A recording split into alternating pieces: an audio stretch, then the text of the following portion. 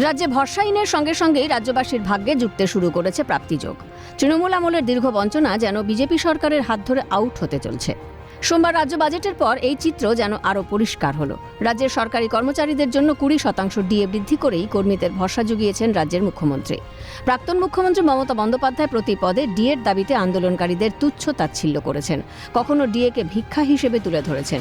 কিন্তু জামানার পরিবর্তন হতেই রাজ্যে সুশাসন শুরু হয়েছে, যার সুবিধা পাওয়া শুরু করেছেন সরকারি কর্মচারীরাও।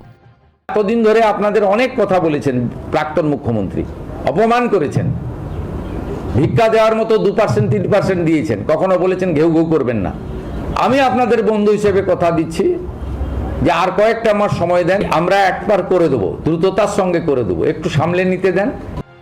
উল্লেখ্য, প্রাক্তন মুখ্যমন্ত্রী মমতা বন্দ্যোপাধ্যায় বকেয়া ডিএর দাবিতে কটাক্ষ করে বলেছিলেন ঘেউ ঘেউ না করতে, অর্থাৎ সরকারি কর্মীদের ন্যায্য দাবিকে কুকুরের ডাকের সঙ্গে তুলনা করেছিলেন মুখ্যমন্ত্রী।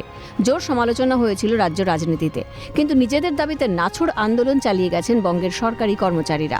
ফলস্বরূপ 26-এর নির্বাচনে মমতার দলকে যোগ্য জবাব দিয়েছেন তারা। অন্যদিকে প্রথম থেকে ডিএ আন্দোলনের পাশে ছিল বিজেপি, পাশে ছিলেন বর্তমান মুখ্যমন্ত্রী শুভেন্দু অধিকারী। বিরোধী দলনেতা থাকার সময় বিধায়ক হিসেবে নিজের বেতন আন্দোলনকারীদের আইনি সহায়তার জন্য তুলে দেন তিনি। তবে ক্ষমতার অলিন্দে প্রবেশ করলেও নিজের কর্তব্য যে ভোলেননি শুভেন্দু, তা সোমবার ফের স্পষ্ট করলেন তিনি। সরকারি কর্মচারীদের ইতিমধ্যে বকেয়া এরিয়ার 16 থেকে 19 কার্যত প্রায় ক্লিয়ার হয়ে গেছে। এবারে ওদের বাকি 8 থেকে 15 আছে, সেটাও ফান্ড অ্যাভেলেবিলিটির উপরে আমরা দিয়ে দেব। কর্মচারীরা অ্যাসিওর থাকতে পারেন, কারণ আপনাদের আন্দোলনের আমিও একটা পার্ট ছিলাম। আপনাদের কেন্দ্রের সঙ্গে রাজ্যের তফাৎ ছিল 42%, আমরা 20% ডিক্লেয়ার করে দিলাম, অক্টোবর থেকেই পেয়ে যাবেন। সরকারের সিদ্ধান্তকে স্বাগত জানিয়েছেন রাজ্য বিজেপি সভাপতি। বললেন, রাজ্যের কর্মচারীরাও কেন্দ্রীয় হারে ডিএ পাবেন, তবে শুধু কিছুদিন সময় দিতে হবে।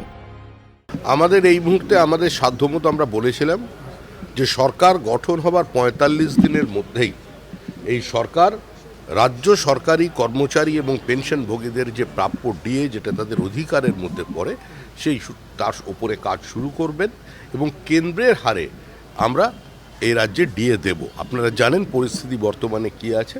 আমরা শুরু করলাম, আমাদের একটু সময় লাগবে, মুখ্যমন্ত্রীকে, অর্থমন্ত্রীকে আর একটু সময় দিতে হবে, শিল্পমন্ত্রীকে, তারা পরিস্থিতির পরিবর্তন করবে। সব মিলিয়ে রাজ্যের ডিএ বৃদ্ধির সিদ্ধান্তে খুশির হাওয়া সরকারি কর্মচারীদের মধ্যে। আন্দোলনকারীদের দীর্ঘ লড়াইয়ের পরও তৃণমূল সরকার যা করতে পারেনি, বিজেপি সরকার 1 মাসের কিছু বেশি সময়ের মধ্যেই তা করে দেখালো। তার বলার অপেক্ষা রাখে না। ক্যালকাটা নিউজ।